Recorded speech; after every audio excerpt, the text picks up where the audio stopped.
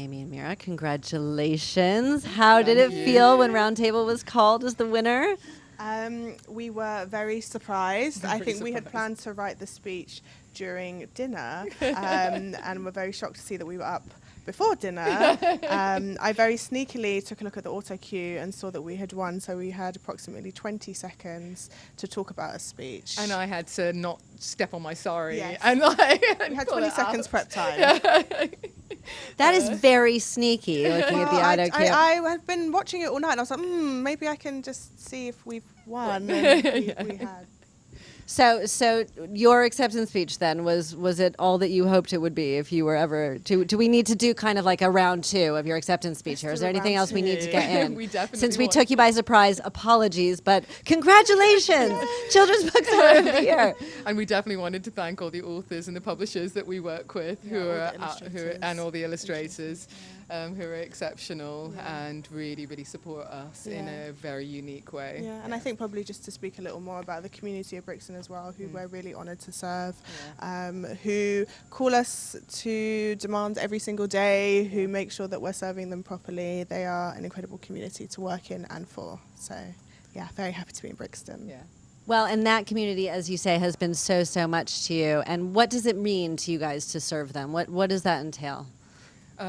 It means being incredibly authentic in everything that we do, and also working with other community groups and working as like a really genuine community interest company that partners with other organisations that have similar approaches to the literary landscape.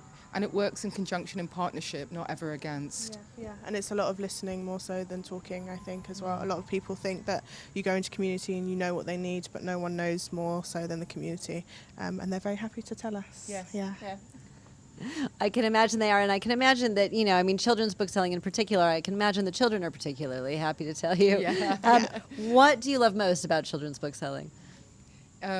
Making sure that kids who come in the door genuinely are represented in what they read, but are also excited by the books.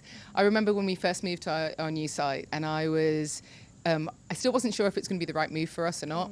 And this kid came to the door and looked at an Onyeka standee, pointed to it and said, "Have you got that book?" And he was with his mum, who was shopping at the butcher's opposite, and I said yes, and I put it in his hand, and he looked at the back, he was reading the back, and he said, "Oh my God, she's got magical powers in her hair," and that made it. It was a right move for us. It was perfect, and that's what makes it every day. Yeah, and I definitely have my one. I don't have favourites, but I have one young boy who's followed us from the pop-up all the way through to numerous shop moves as well. And I think just being able to provide safe spaces for children to come in, as much as the shop is a place to buy, it's also a place for children to just be. And so I'm very happy to serve him in particular as well. But no favourites. I love all the kids. No favourites, but that kid, but no that favorites. one kid, that one kid.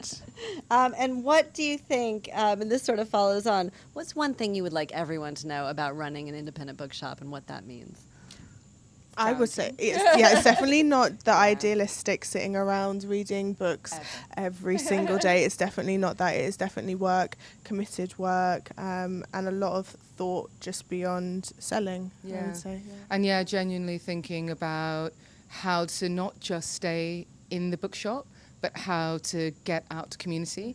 And that means sometimes, in our case last year, changing location, and making sure that we better serve community that way, but also going out to various other organisations, going into schools, which I think all bookshops around this country do really, really well. And so we're proud to learn from them and build on other models, and then and partner and talk to other bookshops about how they're doing it, and then we just build on each other. Yeah. So. And relationship is really important as well, I would say. I think often as an inclusive-led, community-driven company, we get asked to do things, maybe last minute sometimes, but I think finding partners, finding people that are really committed to the work that we do, and us admiring the work that they do is really important for us as well. Well, we're really, really happy that you're doing it. And I guess my only final question for the night is, now that you've won, Aimée knows this question, how do you plan to celebrate tonight? You now don't have to write a speech during dinner. Don't have to write a speech. Like celebrate with our team. Like all our teams here. Like we were really glad that they could all be part of it, and kind of wanted them all on the stage with us. But yeah, no, it's just like celebrate with them. Yeah, the dance floor will be seeing us. And with our community. With the community. Can't wait to take the award back to Brixton. Exactly. Yeah. Amazing. Well, we plan to see you later on the dance floor in that case. Thank you both so much. Congratulations. Thank you. Thank you.